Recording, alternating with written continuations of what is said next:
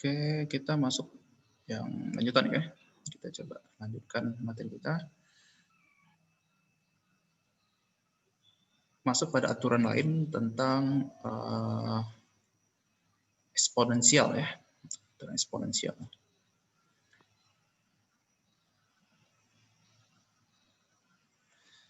Nih, kalau E ini eksponensial ya. Huruf E ini artinya eksponensial. Jadi kalau seandainya kita integralkan dia ada mx gitu ya, maka rumus ya, aturan ya nanti adalah dia menjadi 1/m dikali eksponensial. Pangkatnya tetap tidak ada perubahan di sini ya.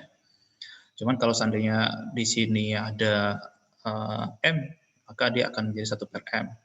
Itu kalau aturan integral. Untuk membuktikan ini benar tidak ya. Jadi kalau kalian bertemu bagaimana sih turunan dari 1/m gitu kan? Itu dia akan menjadi eksponensial mx ya. Jadi kalau seandainya kita turunkan 1/m ini ya, itu m-nya harus turun ke depan gitu ya kan? Turun ke depan. Maka dia jadi m/m. M/m ini bisa kita coret menjadi eksponensial mx. Maka di sini kita melihat bahwa kaidah 1/m ini adalah rumus yang benar dipakai ya. Jadi ini silakan dihafal saja rumusnya. Jadi kalau sampai eksponensial itu rumusnya adalah 1/m dikali eksponensial mx. M ini apa nanti kita coba lihat ya. Kita contohkan ke sini aja.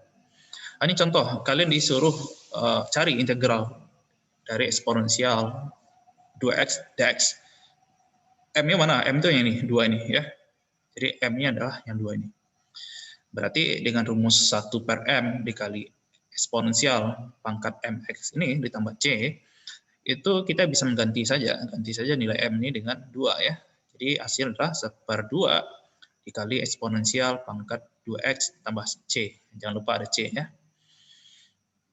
Nah, nanti untuk membuktikan ini caranya adalah kalau diturunkan ya 2 itu tinggal maju ke depan berarti 2/2 gitu kan. Kalau aturan dari eksponensial, turunan eksponensial pangkat ini tidak mengalami perubahan. Gitu. Jadi 2x nggak jadi kurang 1, gitu. Nggak, dia tetap 2x. Kalau seandainya turunan eksponensial. Saya harap itu sudah dipahami ya, aturan eksponensial ya, di diferensial. Kalau tidak, ya saya kasih tahu sekilasnya seperti itu, bahwa ketika dia diintegralkan eksponensial 2x ini, maka rumusnya adalah 1/m dikali eksponensial pangkat mx tambah c. Jadi ganti saja m ini dengan angka 2 ya. Jadi 1/2 eksponensial 2x tambah c. Oke, lanjut. Logaritma natural, ln ya. Logaritma natural. Integral dari 1/x ya. Integral dari 1/x itu adalah logaritma natural tambah c. Jadi dengan cara yang sama, kalau ln ini kalian diferensialkan, ya. Jadi kalau kalian bertemu ln x ketika didiferensialkan nih, berarti ini adalah 1/x, gitu kan? Dan cara yang sama, ketika 1/x ini diintegralkan, dia akan kembali menjadi ln x. Ini aturan lain dari penjumlahan, dan ini juga nggak jauh beda nanti dengan aturan ketika dia integral finite, ya. Jadi kalau kalian bertemu dengan soal seperti ini, gitu ya, berupa penjumlahan, maka kalau konstanta itu bisa kita keluarkan dulu, ya. Jadi kalau kalian bertemu dengan soal seperti ini, A sama B ini konstanta, bisa 2x, bisa 3x, 4x, gitu ya. Maka 3x itu 3 itu bisa dikeluarkan dulu, gitu. Dia bisa dikeluarkan. Baru nanti x-nya saja diintegralkan. Oke. Contoh di sini ya, 7. Kita punya persamaan seperti ini, 7 eksponensial pangkat min x ditambah 2/x.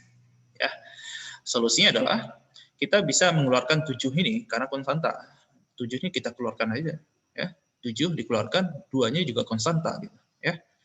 2 juga bisa kita keluarkan. Jadi ketika 7 dikeluarkan, berarti di dalam tinggal eksponensial pangkat min x, dx gitu ya.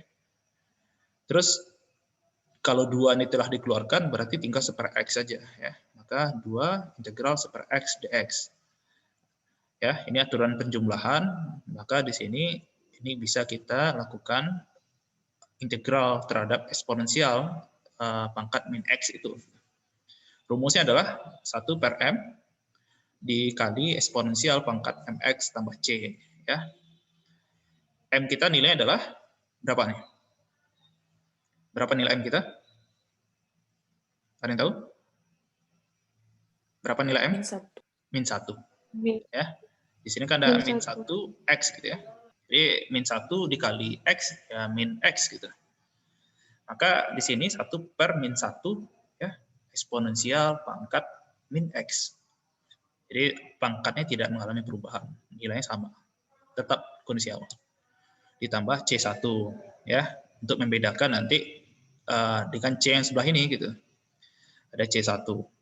Ini kalau 1 per min 1 berarti nilai adalah min 1 gitu kan. Maka di sini hasilnya adalah min eksponensial pangkat min X tambah C1. Solusi yang kedua ya, solusi yang kedua dari C per X ini itu adalah integral dari C per X itu adalah ln X ya. Maka hasilnya adalah yang 2 ini ya tetap ditulis di luarnya, tapi di sini udah ada dikurung gitu ya. Ln X tambah C2 gitu. Ya. Maka di sini kita bisa menyederhanakan soal ini ya 7 kalau sudah diintegralkan eksponensialnya itu menjadi di dalam kurung ya. Kita dalam kurungkan min X pangkat X tambah C1. Nah, di sini dia ya. Jadi 7 kali dalam kurung min X pangkat 7 dikali min eksponensial pangkat min X tambah C1 terus ditambah 2-nya tetap ditulis ya karena 2-nya telah keluar. Terus dikali dengan hasil integralnya berupa n ln X tambah C2. Lanjutannya adalah ini tinggal dikalikan ya, tinggal dikalikan. Aturan perkalian saya harapkan udah tahu gitu kan. Kalau dikali dalam kurung gitu ya. Ini berarti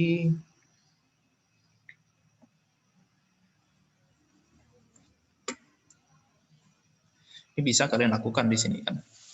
Berarti ini kali ke sini dulu ya. Terus 7 ini dikali dengan yang ini ya. Maka hasilnya adalah 7 kali min eksponensial itu nilai adalah min 7 eksponensial pangkat min X. Terus 7 kali C1 itu berarti hasilnya adalah 7C1. Sedangkan yang ke sebelahnya gitu ya. 2 kali ln X itu hasilnya adalah 2 ln X. Terus 2 dikali C2 hasilnya adalah 2C2. Maka ini hasilnya adalah min 7 eksponensial pangkat min X ditambah 2 ln X tambah 7C1 ditambah 2C2. Penjumlahan konstanta itu bisa kita kasih angka sembarangan gitu ya. Artinya nanti kita kasih simbol C besar gitu. Jadi dia kan sama-sama konstanta gitu. Jadi konstanta dijumlahkan konstanta pasti hasilnya konstanta gitu. Maka di sini kita bisa menyimbolkan dia dengan angka C saja. Jadi hasilnya adalah min 7 kali eksponensial pangkat min X tambah 2 ln X tambah C. Ini aturan substitusi ya. Terkadang dalam soal-soal matematika itu bisa diselesaikan dengan cara kita melakukan penyederhanaan soalnya. Gitu. Jadi dimisalkan nanti. Ini solusi contoh ya. Solusi pertama yang bisa kita lakukan dengan cara integral seperti ini adalah kalian kalikan gitu ya. Kalikan dia. Ini kali ini ya. Hasil adalah 2x pangkat 3 gitu ya. Karena sini x. Jadi kalau saya nggak tahu, mudah-mudahan udah diajarin ya. Jadi kalau seandainya x dikali x pangkat 2, ini anak manajemen saya ajarin. Saya nggak tahu, mudah-mudahan kalian diajarin. Maka di sini artinya adalah x pangkat 1 ditambah 2 ya. Jadi kalau perkalian pangkat di sini, ini titik saya pakai ya, itu arti kali ya. Maka tinggal ditambahkan saja sini. 1 tambah 2 hasilnya adalah pangkat 3. Maka di sini adalah 2 yang tetap ditulis ya, konstanta tetap ditulis, 2x pangkat 3. Nah ini dikalikan ke sini, itu nilai adalah 2x ya. 2x kali 1 berarti 2x. Nah, ini lakukanlah integral dengan aturan yang biasa gitu ya. Di sini kita n-nya adalah 3 gitu ya, maka 2 per 3 tambah 1 dikali x pangkat 3 tambah 1. Ditambah 2 per 1 tambah 1 karena n di sini 1 ya, Maka 2 per 1 tambah 1 dikali X pangkat 1 tambah 1 ditambah C. Lalu hasilnya adalah 2, sini 3 tambah 1 berarti 4 ya, 2 per 4 dikali X 3 tambah 1 berarti 4 ya, berarti 2 per 4 X pangkat 4 ditambah sini 2 per 2 dikali X pangkat 2 tambah C. 2 per 4 tuh nilai sama dengan setengah ya, 1 per 2. Dan 1 per 2 X pangkat 4, 2 per 2 itu sama dengan 1 ya, atau bisa ditulis, tidak ditulis boleh. Jadi X pangkat 2 saja tambah C. Jadi hasilnya adalah seperti ini ya, setengah X pangkat 4 ditambah X pangkat 2 ditambah C. Solusi yang kedua, ya, ini bisa dilakukan pemisalan. Gitu. Jadi kalian misalkan nanti. Jadi terkadang soal yang rumit ini contoh yang sangat sederhana ya, tapi kalau kalian bertemu soal lebih rumit bisa saja nanti. Ini pangkatnya dibikin pangkatnya lebih rumit. Maka solusi yang saya tawarkan adalah pakai solusi yang kedua ini, gitu. Lebih enak. Gitu. Yang pertama adalah kita lakukan pemisalan. Gitu. Kita misalkan nilai U ya, kita misalkan nilai U ini adalah sama dengan S pangkat 2 ditambah 1. Berarti ini berapa? DU dx ini berapa? DU dx itu artinya adalah turunan ya. Perubahan, kalau seandainya kita verbalkan bahasa ini, DU dx ini adalah perubahan U akibat X yang berubah. Nah, ini nanti dalam ekonomi, kenapa sih kalian direcoki dengan matematika seperti ini gitu kan? Filosofinya adalah nanti dalam analisa kita sebagai ekonom gitu ya, kita biasanya nanti lari kita adalah pemangku kebijakan ya. Baik kalian nanti di perusahaan, kalian mendalami perusahaan boleh, nanti kan ekonomi industri gitu kan, atau kalian dari pemerintahan gitu, mau di BI juga bisa gitu. Karena jurusan kita malah lari ke BI, Kementerian Keuangan gitu ya, kalau mau di perusahaan juga bisa gitu kan. Kita lari kepada pemangku kebijakan. Jadi kalau seandainya pemerintah itu melakukan suatu kebijakan misalnya, kalian lihat aja nanti berita-berita dari Bu Sri Mulyani, Menteri Keuangan kita, atau Pak Gubernur BI, ketika Pak Ferry gitu, ketika dia melakukan satu wawancara itu pasti dia mengatakan kebijakan seperti ini. Harapan kita dari kebijakan ini apa sih dampaknya? Artinya dalam ekonomi suatu kebijakan itu punya pengaruh perubahan terhadap hal lain. Nah, itu kalau bahasa matematikanya ada variabel integral variabel independence, dia berdiri bebas, itu bisa mempengaruhi variabel dependen yang dipengaruhi. Jadi dalam ekonomi akan seperti itu. Kalian di mikro diajarkan kan, dan nanti di makro lagi ngambil ya. Kalian diajarkan bahwa di mikro kalian ketika harga itu naik, permintaan bagaimana? Itu kan soal seperti itu di mikro. Sedangkan nanti di makro adalah kalau pajak itu naik atau pengeluaran pemerintah itu naik, dampak terhadap pertumbuhan ekonomi seperti apa. Maka di sana kita nanti terbiasa melihat ada suatu perubahan ya yang terjadi akibat ada variabel lain yang berubah. Nah, itu dibahasakan secara matematika itu dengan cara diferensial ini ya. Perubahan DU ya, U-nya berubah akibat X yang berubah, itu DU dx. Diferensial itu seperti itu. Jadi kalau seandainya DU dx, jadi kalau seandainya U ini berubah akibat X yang berubah ya, itu turunan ya. Tinggal diturunkan ini. X pangkat 2 tambah 1 diturunkan ya. Itu nilai adalah 2X kan? Ya. Turunan dari X pangkat 2 itu adalah 2X. Karena 1 konstanta, nilai tidak berubah. Maka DU dx sama dengan 2X. Nah, ini nanti bisa dirubah gitu ya. Jadi kalau seandainya kita lihat, kan kita lihat sini DU ya. DU per dx gitu ya. Nilainya sama dengan 2X. Saya nggak tahu di apa ya, mudah-mudahan sih diajarin ya matematika ekonomi. Kalau tidak ya sekaligus lah kita review sedikit di sini. Kalau seandainya kita melakukan perubahan gitu ya, sini kan seperti gitu ya. Kalau ini kita pindahkan dia ke sini, ini artinya pindah ruas nanti ya. Jadi dia naik ke atas, yang ini akhirnya pindah ke bawah. Nah, contoh kalau seandainya kita biar mudah dipahami gitu ya, 9 ya, di enggak ini lah angka yang lain lah, jangan 9 ya, 12 lah, 12 dibagi 3 itu berapa? 12 bagi 3 berapa? 4. Ini kalau secara matematika ini sebenarnya bisa ya. Nanti artinya nanti ketika kita ingin mencari nilai ini ya, atau sini dikasih tahu ya. 12 per X sama dengan 4. Pertanyaannya berapa nilai X? Kira-kira berapa tuh? Angka berapakah gitu ya? Pembagi berapakah yang hasilnya itu 12 bagi angka tertentu hasilnya adalah 4. Jawabannya adalah 3. Itu kan cara yang sederhana adalah bisa dicarikan seperti ini. Maka pindah ruasnya bisa membantu kita. Gitu. Ini pindah ruas saja, dipindahkan dia ke sini gitu. Ya. Sedangkan X pindah ke atas. Nah, X ada di sini sekarang. Sekarang 12 bagi 4 berapa? Berapa? 12 bagi 4? 3 ya. Maka di sini persamaan ini ya, kalau seandainya bentuknya seperti ini, dia bisa pindah ruas. Artinya yang di sini dia naik ke atas, sedangkan yang di atas ini pindah ke bawah. Nah, tapi hati-hati ketika soal seperti ini gimana gitu kan. Jadi sama ya, saya kasih nilai X ini. X per 3. Sama dengan 4. Berapa nilai X? 12. 12 ya. Nah, ini caranya adalah ini dikalikan.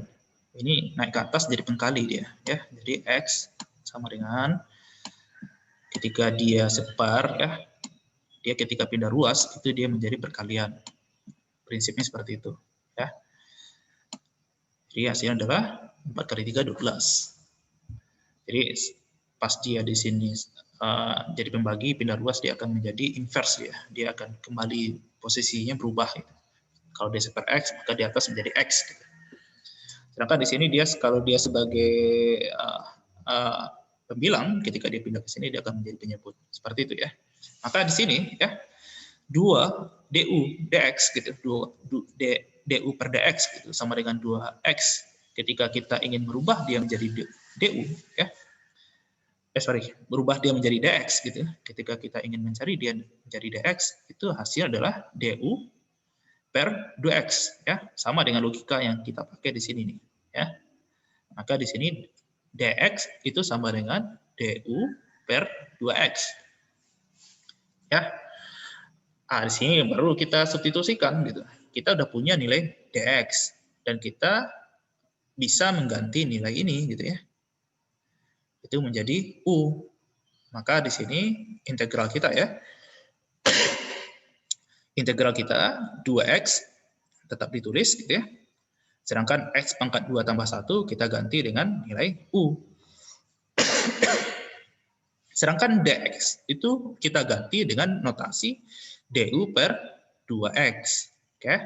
Sejauh ini paham dulu? Ada yang tidak paham? Bisa ikuti? Bisa ikuti? Bisa ya? Kalau tidak, boleh interupsi, boleh tanya ya. Nah, di sini kita coba lihat, karena kita telah mengganti ya, kita menggantikan nilainya, x pangkat 2 tambah 1 ini kita ganti dengan u ya. Sedangkan dx itu kita ganti dengan du per 2x.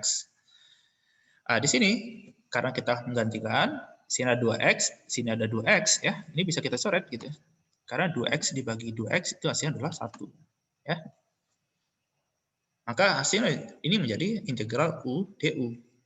Integral dari u itu berapa? Nah, di sini n-nya adalah 1 ya. N-nya adalah 1. Maka di sini adalah 1 per 1 tambah 1 dikali u pangkat 1 tambah 1. Maka hasilnya adalah u pangkat 2 per 2 ditambah c. Nah, baru sekarang tugasnya adalah kembalikan ke posisi awal. Gantilah nilai u ini kepada x pangkat 2 tambah 1. Ya. Maka hasilnya adalah x pangkat 2 ditambah 1 diper ya, dibagi 2. Nah, di sini jangan lupa ada pangkat 2 ya, karena di sini u-nya pangkat 2. Itu menjadi, ini bisa kita keluarkan ya, kita bisa keluarkan dulu ya. Ini menjadi setengah. Nah, kalau di sini saya nggak tahu, kemudian kembali lagi, saya nggak tahu apakah diajarkan tidak. Kalau tidak diajarkan ya, disinilah kita review sedikit ya.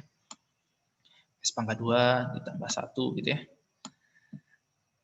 Ini kan kalau dia pangkat 2 maknanya sama seperti ini ya. Maknanya adalah X pangkat 2 ditambah 1 juga di sini ya.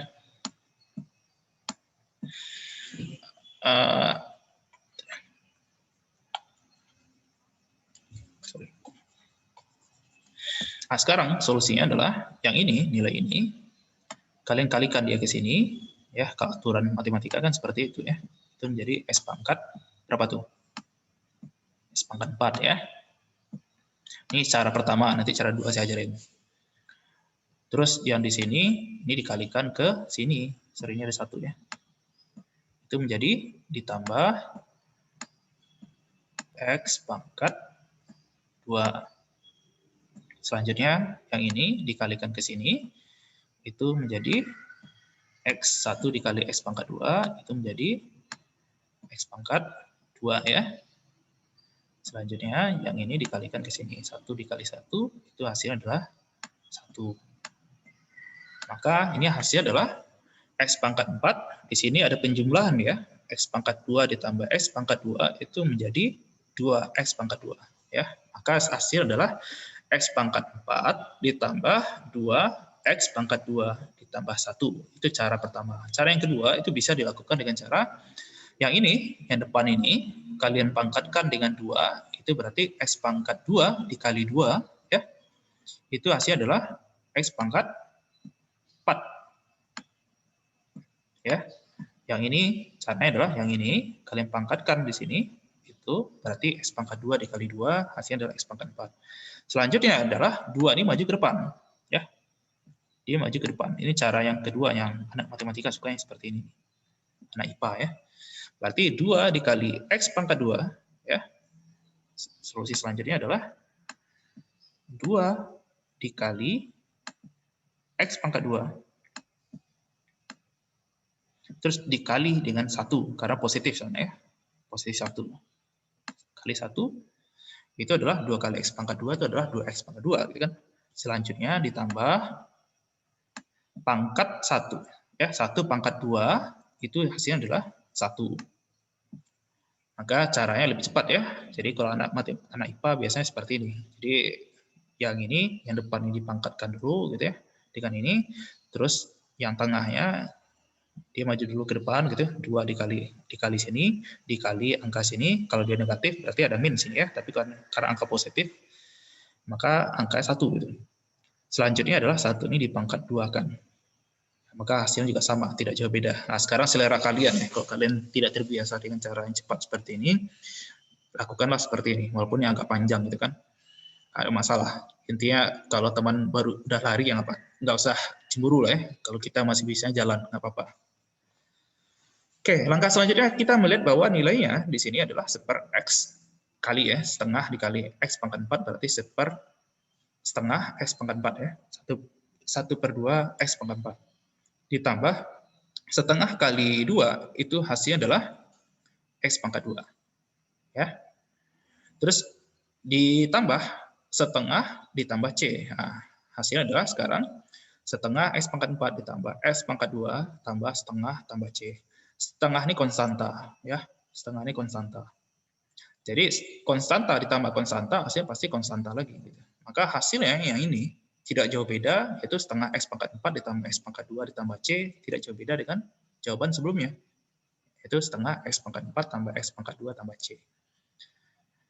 Nah, itu sekilas tentang aturan-aturan substitusi ya. Nah, sekarang kita coba masuk integral definite. Saya ada satu lagi yang mau saya sampaikan, stop dulu. Ide dasar integral finite ini ya, itu diangkat dari ada salah satu tokoh ya. Kita coba saya kasih materi lain ya kalau share, sorry. Ada materi lain tapi tidak sempat saya masukkan ke slide ya. Karena kalau di bukunya siapa ada nih, ada dibahas yang ginian. Materinya si Hoy ya. Ada di buku Hoy ada yang saya berikan. aturan Riemann ya. Jadi kalau anak matematika ada tuh diajarin aturan Riemann.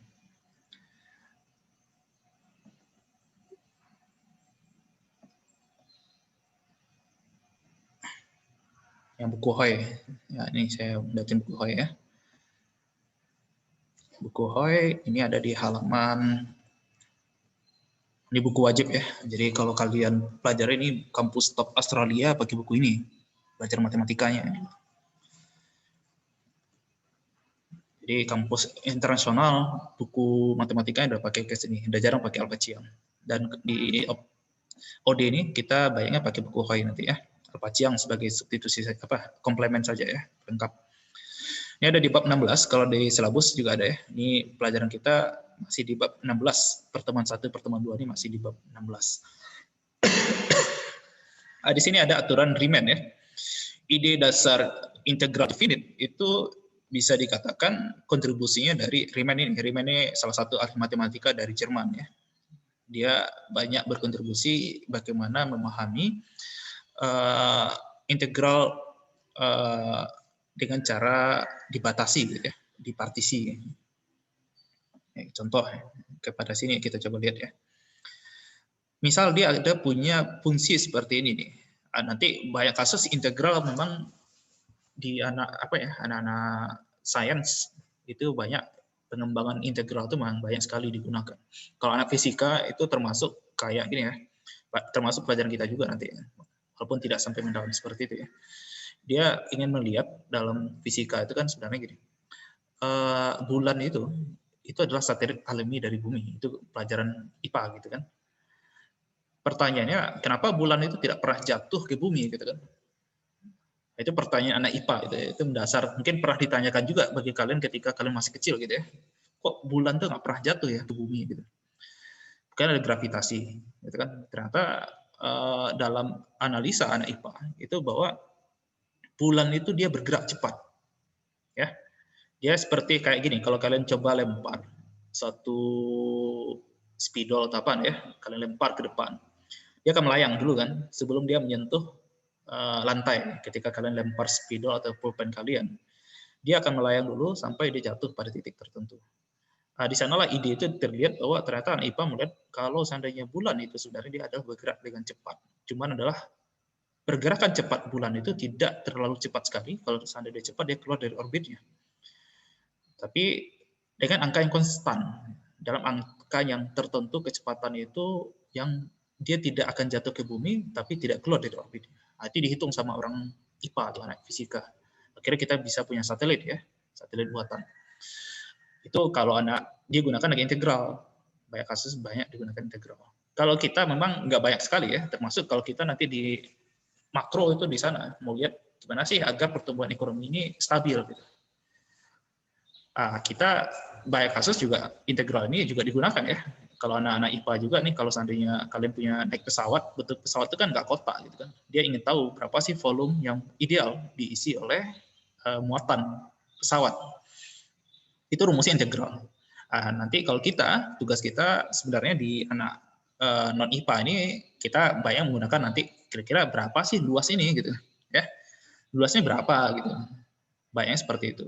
Ide Riemann awal itu dia adalah melakukan nanti dipilah-pilah sama ya, dibikin partisi gitu ya. Bentuknya kan seperti ini, cembung ya. Ada melengkung ya, agak melengkung. Terus dia lakukan partisi-partisi gitu. Dia lakukan partisi di sini misalnya dibagi 2/3, di sini dibagi setengah gitu ya. Di sini bagi 3/4, sini 7/8 sampai 1. Dia ingin melihat berapa sih nilai ketika X pangkat 2 itu, berapa luas ini. Ya. Caranya adalah dibagi partisi sama dia, dibikin 1/3, 1/2, 3/4, 7/8. Lalu dari sini akan kelihatan satu rumus yang sederhana gitu, kata dia seperti itu. Kalau kita lihat rumus ini ya, ada kotak di sini. Kalian diajarkan di SD itu bisa dicari dengan mencari luasnya itu bisa dengan panjang kali lebar gitu. Ya ini juga sama, persegi bisa dicari dengan cara panjang kali lebar. Panjangnya berapa dari 0 sampai 1/3 berarti panjangnya 1/3 gitu kan. Tingginya berapa? Itu misalkan di sini 1/3 ya. Sini tingginya setengah. Sini tingginya adalah 7/8. Ide itulah yang digunakan bahwa kalau seandainya penjumlahan ini ya kita lakukan itu bisa mendekati, kalau seandainya irisannya tipis ya, sangat tipis, itu bisa mendekati luas ini. Jadi dengan cara sederhana inilah ide Riemann itu digunakan. Tapi kita mungkin nggak terlalu mendalam ya melihat ini, cuman kita langsung ke integral saja. Karena bagi integral tuh mudah sekali untuk mencari luas itu, nggak usah dibikin partisi-partisi. Gitu. Langsung saja kita lihat ya contoh. Karena kita masih ada 6 menit lagi gitu ya, sebelum berakhir. Nanti saya kasih tugas ya. Ini contoh, kita melakukan integral yang dibatasi, itu bisa dilakukan dengan cara integral yang dibatasi, nilai dari A sampai B ya. Maka rumusnya nanti adalah integralkan dulu yang di atas gitu ya, masukkan nilai yang di atas, nanti ganti nilai X-nya dengan nilai atas ini, terus dikurangi integral itu, ganti nilai X itu dengan nilai A. Nah, biar nggak bingung dengan simbol, kita contohkan saja. Misal kalian punya soal integral finite ya, dibatasi dia dari 1 sampai 5. Kalau biasa kalian kan 3x pangkat 2 ini kalau integral indefinite nilainya adalah x pangkat 3 tambah c kan. Tapi kalau dia integral definite dia tidak ada c lagi. C ini udah hilang. Dia diganti nanti berarti integral dari 3x pangkat 2 itu adalah x pangkat 3 ya kan. Nah, sekarang gantilah nilai itu, kita disuruh ganti nilai X ini dengan yang dibatasi dia, yaitu nilai 1 sama 5. Maka cara pertama, yang di atas dulu diambil, gitu ya. X pangkat 3, X ini ganti dengan 5, ya. 5 pangkat 3 itu 125, ya. Terus ganti nilai X ini dengan angka 1, 1 pangkat 3 nilainya adalah 1. Maka 125 dikurang 1 itu sama dengan 124. Nah, ini aturannya tidak jauh beda ya, sifat-sifat definite. Kalian bisa lihat di sini bahwa kalau seandainya kita rubah ya posisinya, yang di sini A, sini B, kalau seandainya kita rubah A naik ke atas, B ada di bawah, maka ditambah simbol minus di sini, karena kita melakukan inverse ya. Tapi kalau nilainya sama, itu pasti nilai sama dengan 0. Sama kayak ibaratnya 2 kurang 2 ya sama dengan 0 gitu kan. Terus kalau penjumlahan itu ketika A tambah B, sedangkan sini fungsinya sama, fx gitu ya, maka kalian bisa langsung saja ya dijumlahkan saja jaraknya dari A ke C. Gitu. Jadi dia bernilai integral dari A ke C, fx dx. Terus di sini kalau seandainya bentuknya konstanta ya, sini min, dia bisa dikeluarkan. Ya. Kalau dia ada K bisa dikeluarkan. Terus kalau untuk penjumlahan tidak jauh beda dengan aturan yang indefinite ya, bahwa dia di sini A sama B itu dijumlahkan saja. Oke, tadi saya menyinggung bahwa integral ini banyak digunakan di penjelasan bagaimana mencari luas ya. Ini ternyata waktu kita 3 menit lagi ya. Saya nanti kalau seandainya masih ada waktu, saya tambah video satu lagi. Tapi kalian cepat ya, tidak ada jeda, kalian daftar, masuk lagi nanti dari Zoom. Saya mohon maaf, memang ditawarkan ada dari yang Unan punya gitu, cuman dari Unannya tidak bisa merekam gitu. Kalau nggak bisa merekam, kasihan juga, kalian nggak bisa belajar lagi ya. Saya pengennya ini direkam. Gitu. Kita disuruh cari nih, ini bentuknya seperti ini nih, meliuk-liuk gini ya. Terus bagaimana cara mencari nilai ini nih, gitu kan? Solusi itu bisa dilakukan dengan cara integral, dibatasi dari nilai A sampai B. Carilah nilai fungsinya seperti apa, ya.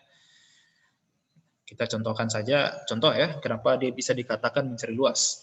Ini contoh kita punya Y sama dengan 3. Y sama dengan 3 itu bentuknya akan seperti ini ya. Dia ada di titik Y angka 3. Kenapa Y sama dengan 3 bentuknya horizontal? Karena berapapun nilai X, ya bahasanya seperti itu, berapapun nilai X, Y itu tetap 3. Maka Y, bentuk garisnya seperti ini. Gitu. Nah, sekarang kalian disuruh kira-kira kalau seandainya bentuknya adalah seperti ini, ya, di mana kita tahu lebarnya adalah 3, sedangkan panjangnya adalah 4, ini bisa kita lihat bentuknya ada persegi panjang. Gitu kan. 4 dari mana? Karena dari 2 sampai 6 ini kan berjaraknya 4. Gitu kan. Sedangkan dari 0 ke 3 jaraknya 3. Maka di sini lebarnya 3, panjangnya 4. Kalau kalian diajarkan di SD, persegi panjang ya rumusnya adalah panjang kali lebar. Jadi 4 kali 3, 12. Gitu kan, gampang. Tapi dengan cara integral juga bisa gitu. Ini bisa dicari dengan cara integral. Bagaimana? Ya dibatasi saja. Ini kan bentuknya adalah fungsi Y sama dengan 3 gitu kan. Integral dari 3 itu adalah 3x ya. 3x. Sekarang kita batasi dia dari 2 sampai 6. Tinggal ganti ini x-nya dengan angka 6 ya. Maka 3 kali 6 itu adalah 18 ya. Terus ganti x-nya dengan 2, berarti 3 kali 2 berarti 6 gitu ya. 18 dikurang 6 sama dengan 12. Nah, ini terbukti ya bahwa nilai integral itu sama dengan luas dari yang kita asir ini. Artinya ternyata integral itu bisa mencari nilai di bawah kurva. Oke, ini karena 1 menit saya stop dulu lah, nanti kita coba masuk lagi ya. Saya usahakan materinya tersampaikan dulu. Saya mohon maaf, memang banyak kayak gini akhirnya gitu, walaupun mudah-mudahan ya bisa direkam pelajari lebih dalam nanti.